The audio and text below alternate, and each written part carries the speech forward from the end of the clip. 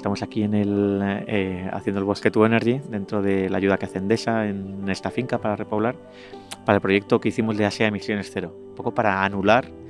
las emisiones que tuvo el viaje de Alicia Sornosa, que fue en una moto, ¿vale? Para anular todos los gases que emitió la moto en su viaje a llevar ayuda al Nepal.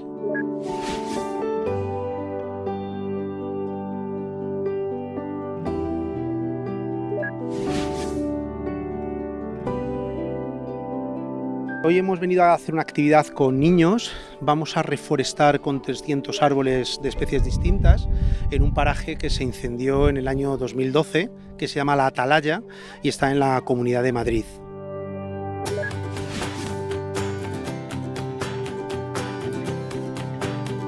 Estos 300 árboles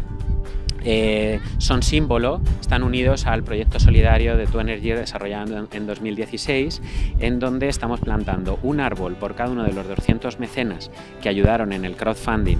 de recaudación de fondos para 2 ONGs que están ubicadas en Nepal, y por cada uno de los niños que estas 2 ONGs acogen en la ciudad de Katmandú.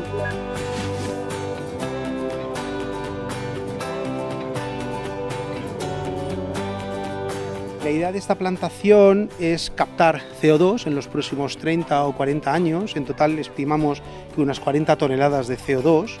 y la intención es inscribirlo en el registro de la Oficina Española de Cambio Climático, para que conste que esta repoblación en una zona incendiada se ha hecho con esa finalidad, no solamente restaurar el monte y volver a poner árboles que han muerto por el incendio, sino que además estos árboles van a capturar en un futuro CO2, mitigando en lo posible el cambio climático.